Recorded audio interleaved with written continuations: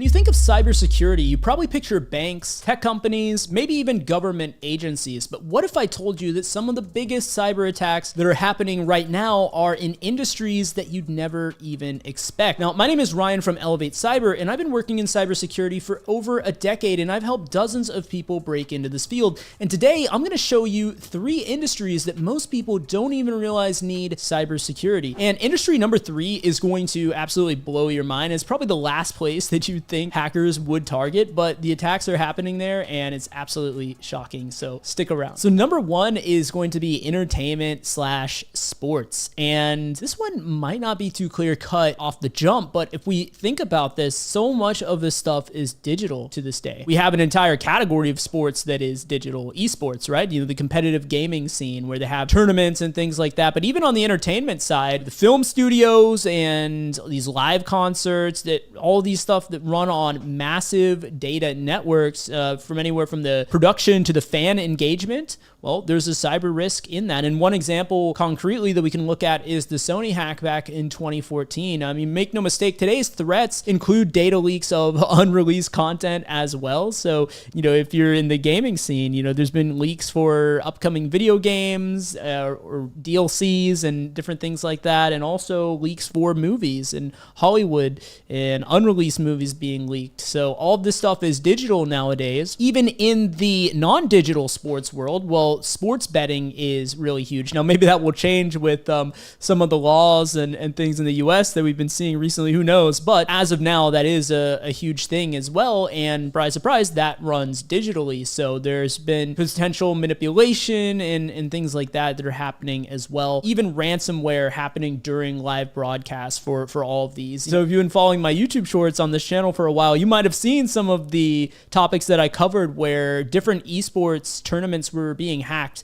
There were players in Apex Legends, I believe, that an entire team got hacked, and someone inserted an aimbot into one of the pros' setups. Like, he didn't actually have the aimbot, but someone remotely installed an aimbot and like tried to get him banned. Like, I don't remember the player because I don't play Apex Legends, but that was a pretty crazy one. And also just gaming in general. If you've been playing any games online in the last few years, you probably noticed the whole cheater epidemic and things like that are happening as well. So this is definitely an industry, a large industry here that is very much in need of cybersecurity. And there's been some, you know, solutions here and there, but it still remains as a major challenge for, you know, all of the stuff that we talked about in this category. So number 2 is actually factories, the manufacturing and industrial automation.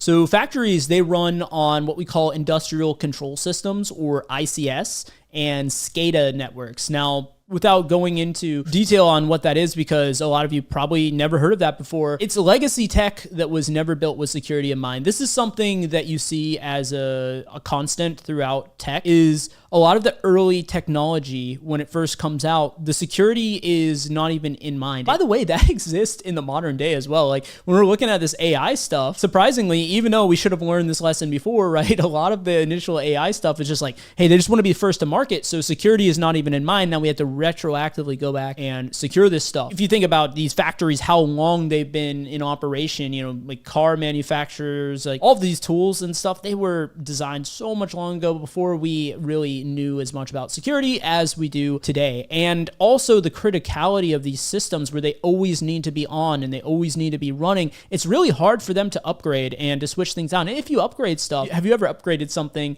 or maybe even your own PC and found that it just broke everything and nothing worked? Well, for a personal user like you and me, it's just a minor annoyance. But if you're a car company where you have a production line that is running all, you know, pretty much all the time, taking that offline even for an hour to do a upgrade or 30 minutes is going to result in millions of dollars lost. So it's a really big deal when those production lines go down. So what you end up having is you have these systems that are just sitting there on the network that have not been updated in super long, and they're super vulnerable, and no one wants to touch them. People are literally afraid to touch these systems because if that goes down, then they're screwed. And some of these systems have not been rebooted in like years and years and years.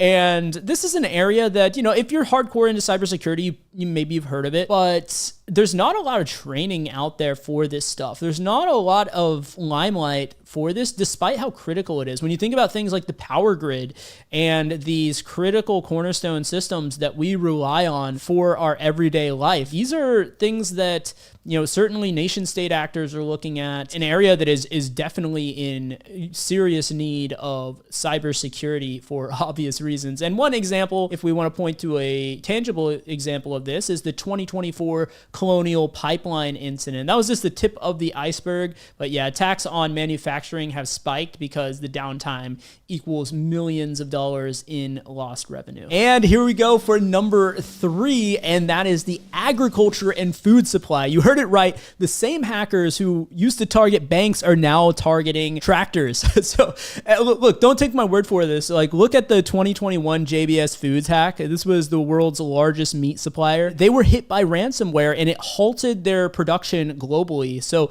if attackers target food supply chains, they found that they can disrupt grocery shelves nationwide. So that's obviously a huge issue. So it makes it much more likely that they'd be willing to pay the ransom, which is where the big money is. Now, ransomware, we're seeing a shift in ransomware. I've read an article the other day saying how it has been less effective than it has traditionally been. But if we think about, you know, these single points of failure, we were talking about SCADA earlier, these, you know, the power grid and everything. Same thing with food supply. These single points of failure, you know, could have catastrophic repercussions if they're not secured. So even though we might not, you know, off the cuff think about these as needing cybersecurity, they very, very much do. And these are these staple things running in the background that we rely on for our lives every day that we hardly ever think about. What most people don't realize is most farms nowadays are highly automated. They have all kinds of IoT sensors. When I say IoT, it's Internet of Things. Basically, it just means like a device that is connected to the internet, you know, sensors and things like that are plugged in with the internet. Smart, you know, your smart devices, right? They have smart irrigation systems, autonomous tractors, even in some cases, logistics networks. These are all connected online. And as we know, when something's connected online, it's very powerful. And with great power comes great risk as well. And here's a couple runner-ups that I wanted to mention. Number 1 would be healthcare. Now, obviously, that's, you know, it's too obvious, right? Of course, healthcare needs cybersecurity, but I'm more so talking about all of these IoT medical devices that are out there, all of these medical devices that they give their patients and people with different disabilities, diseases, elderly, so that they can monitor their vitals and different things like that. These are connected to the internet because they need to be alerted when there's an anomaly. But, you know, once again, if it's online, what could happen? You know, if we think about implants and different things that might have some power of control over someone's body that's connected online, obviously that is a very dangerous thing as well. But even if it's not, even if it's just something that has their medical information, as you probably know, there's laws like HIPAA and stuff. The medical information is considered very sensitive. So if any of those contain security vulnerabilities, they get breached. If someone has physical access to it, if they're able to extract that, they could sell that information online, and you know, you'd have all this personal information, health record data out there that is completely exposed. And the other area would be real estate or construction. So you have all these smart buildings and digital blueprints. Like, actually, in my apartment here, I have a lock system that's digital, and that's actually pretty standard in many countries outside of the US. There's all kinds of electronics like RFID and all this stuff in these buildings, and that is something that definitely needs to be secured as well for quite obvious reasons, although we take it for granted. We might not always be thinking about that. So now that you know cybersecurity is high in demand and needed basically everywhere, your next concern may be, will this be replaced by AI? Well, believe it or not, AI is actually increasing the demand for cybersecurity professionals. And don't take my word for it. Go down to the video linked in the description below and, you know, go to the watch next, where we'll dive into the data and see exactly why this is happening.